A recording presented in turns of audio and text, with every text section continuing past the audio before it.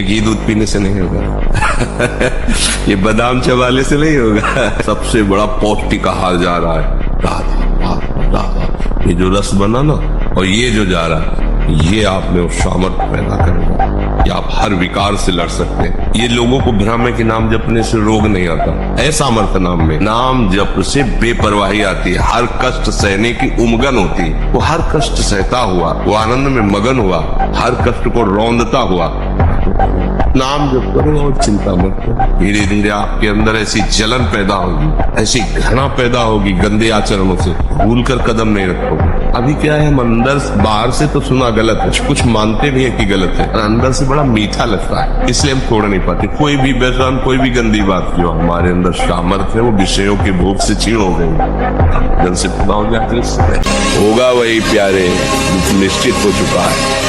अब उस निश्चय को अगर कोई टाल सकता है तो एक महान शक्ति है राधा राधा।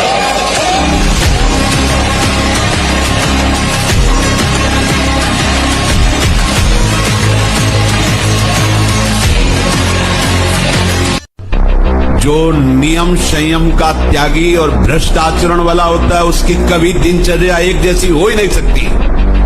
उसके हृदय में भगवत प्राप्ति का उत्साह हो ही नहीं सकता। वो किसी भी शास्त्र या गुरुदेव या संत की आज्ञा पर बहुत समय तक टिका रहे, ऐसा हो ही नहीं सकता। समझ लो इस बात को। जिस मोहिनी रूप को देख करके भगवान शंकर भी विचलित हो गए, उसी मोहिनी को ये जानने पर कि हमारे प्रीतम प्रभु श्री हरि है, कोई भी देवता विचलित नहीं हुआ। आप जरा देख लीजिए, अगर हम श्री कृष्ण चरणों के अनुरागी हैं, श्री कृष्ण चरणों का आश्रय लिया, माना विषयी है, माना कामी है, लेकिन एक दिन उस ऊंचाई को आप छू लेंगे, आप खुद बोलेंगे अब कछुनाथ न चाहिए। देख लेना, मुख से दुर्गंध और शरीर से दुर्गंध आने लगती है जो अपनी इस ब्रह्मचर्य शक्ति का नाश करता है। दुर्गंध युक्त शरीर हो जाता है। नाक के किनारे ऐसी हल्की हल्की झाई आने लगती है, ऐसे यहाँ हल्की हल्की झाइयां पड़ने लगती, काले दाग जिन्हें कहते हैं। ये चिन्ह है ब्रह्मचर्य का नाश करने की। आवाज में कोमलता नष्ट हो जाती है, रुक्षता आ जाती है, स्वभाव में अप्रिय स्वभाव बन जाता है। कोई भी तुम्हारे पास बैठना नहीं चाहेगा, वही बैठेगा जो तुम्हारे लक्षणों से युक्त होगा। ब्रह्मचर्य के बिना कोई भी किसी भी डिपार्टमेंट में वो आगे नहीं बढ़ सकता। चाहे गृहस्थ हो, चाहे वानप्रस्थ हो, चाहे सन्यासी हो, सबके लिए ब्रह्मचर्य अत्यंत आवश्यक है।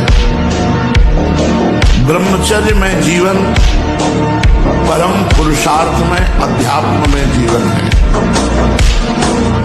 जो ब्रह्मचर्य धारण नहीं करते हैं वो न सदगृहस्थ बन पाते हैं, ना वो वानप्रस्थ, ना वो सन्यासी। फिर और लौकिक पढ़ाई या लौकिक उन्नति, इसके लिए भी ब्रह्मचर्य की अत्यंत आवश्यकता है। हनुमान जी से बढ़कर कोई महाबली है? और हर समय राम राम राम राम ना, भगवान की भक्ति। और भगवान परशुराम महाबली। जब तक हम भगवान का आश्रय नहीं लेंगे, भजन नहीं करेंगे, संयम से नहीं चलेंगे, पवित्रता से नहीं चलेंगे, तो दूसरों के ऊपर हमारा प्रभाव नहीं पड़ेगा। हमारे अंदर शारीरिक बल बढ़ेगा तो काम भी बढ़ेगा।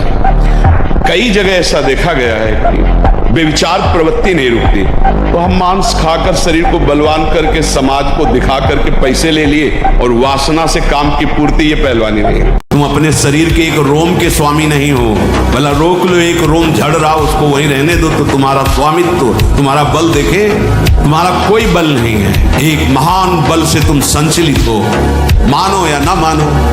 यंत्र में चढ़ा खिलौना कहता हम नहीं मानते कोई हमें नचा रहा है, नाच रहा है। तुम चाहते हो सुख, पर तुम्हें दुख क्यों मिल रहा है? तुम चाहते हो मरो नहीं, तो क्यों मर रहे हो? तुम जो चाहते हो उसके विपरीत क्यों हो रहा है? तुम भगवान को नहीं मानते तो है तो कोई ना जो तुम्हारी चाह को भी रौंद रहा है।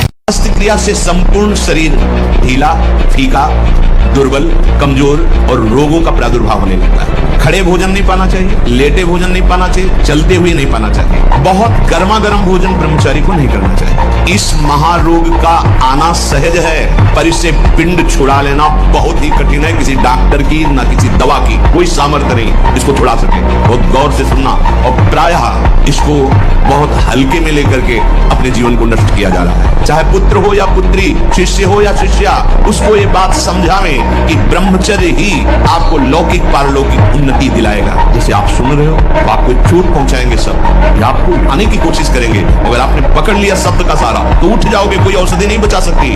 आप स्वयं बच सकते हो, आप में अभी भगवान ने शामिल करी। हर बात को आनंद मिलो, दुखी काहे को, टेंशन का है। अविनाशी का बच्चा, किस बात में टेंशन है? मृत्यु को भी दबका के भगा दे, वो है भगवत मार्ग। जे काल बस ना पड़े, किस बात से? एक बार मरना, सबको मरना है। आप स्वस्थ हो, अभी 5 मिनट में एक्सीडेंट हो, मां चटनी हो जाओगे। कभी भी कोई भी कहीं भी हो सकता है। क्या रो रो के मरना? एक बार मरना है ना, स्वीकार कर लिया, वो एक ही बार होगा ना। जब होगा तब देख लिया जाए। आज तो मस्ती से रो, आनंद से रो, प्यारी जू का गुणगान करो, चौड़ी छाती करके चलो, राधा वल्लभ श्री हरिवन। क्या करेगा ब्लड प्रेशर?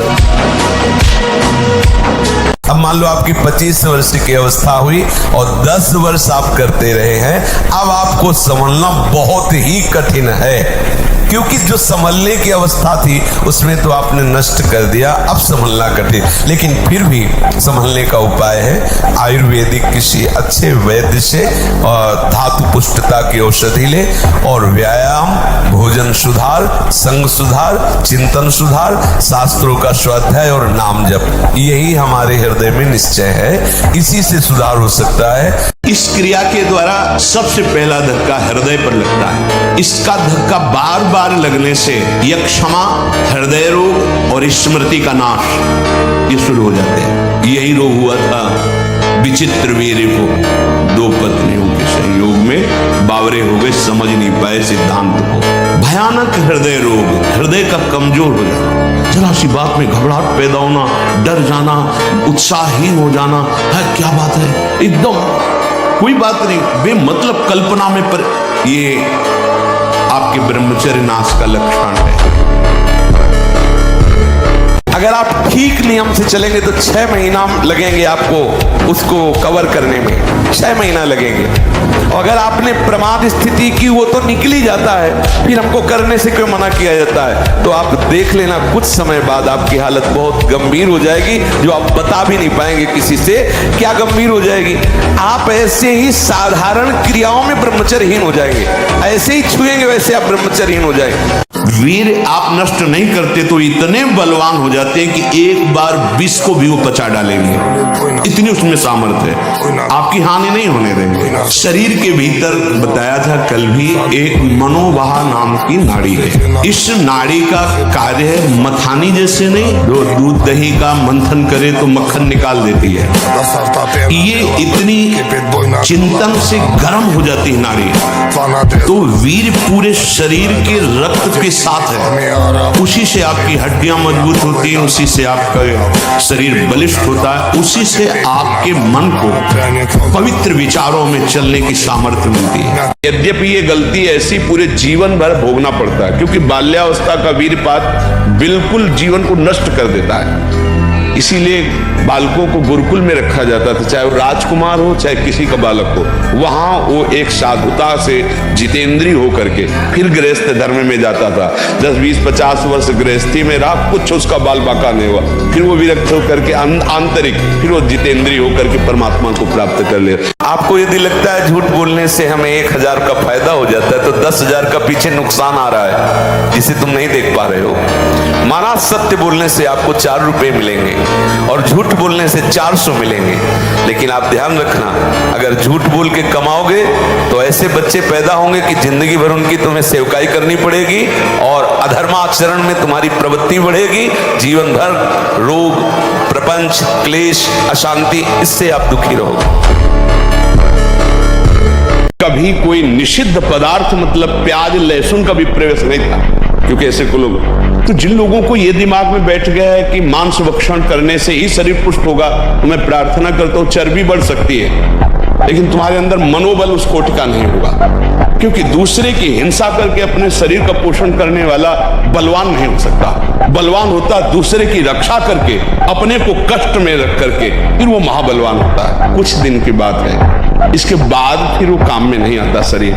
किसी अंग का जब हम बार बार उसका प्रयोग तो उसका स्वभाव बन जाता है। जैसे हम हाथ में आज हम दंड बैठक लगावें तो दर्द होगा, लेकिन हम रोज लगावें तो उसका अभ्यास हो जाएगा। तो अब उसका अभ्यास बन गया धातु छीण करने का। अब आप ना भी कोई चेष्टा करें तो भी वो छीण हो जाएगी, उसका अभ्यास बन गया। अब हम ऐसा तमोगुणी भोजन पाले, बहुत कड़ुआ, बहुत तीखा, बहुत खट्टा, तो वो धातु का क्षरण हो जाएगा, भोजन सही नहीं। कब्ज बन जाए तो उससे नष्ट हो जाएगा। गलत चिंतन हो जाए, जैसे स्वप्न में गलत चिंतन हुआ तो जागृत में उसका परिणाम मिलता है। कई तरह के ऐसे दोष हैं जिनमें हम इन दोषों से अपने आप को नहीं बचा पाते। अभ्यास तो इतना विचित्र है भैया कि हमको एक साधक मिला, उसने बताया मैं करता ही नहीं, सोते हुए मेरे हाथ से हो जाता। मैं करता भी नहीं हूं, मुझे सुध भी नहीं रहती। तो हमें पहले तो लगा कि ऐसा कैसे हो सकता है, फिर चिंतन में आया कि अभ्यास के द्वारा हो सकता है। अभ्यास, गलत अभ्यास हमारे जीवन को नष्ट कर देता है। तो क्या हम सही अभ्यास से धीरे धीरे गलत अभ्यास पर शासन नहीं कर सकते? कर सकते।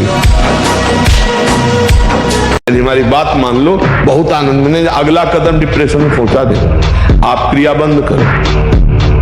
हमारी बात समझ रहे हो? अगर नहीं बंद करोगे तो अगला कदम वहीं पहुंच जाओगे। ये हम चीख चीख के रोज कहते हैं कि माता पिता को अपने बच्चों पर थोड़ा ध्यान देने का अवसर है। बच्चों को इतना गलत संग मिल रहा है कि वो ऐसी प्रक्रियाएं कर रहे हैं जिससे उनका जीवन नाश हो जाएगा। मोबाइल है, गलत संग है, बहुत बुरी तरह से ब्रह्मचर्य का नाश नवीन बच्चे कर रहे हैं।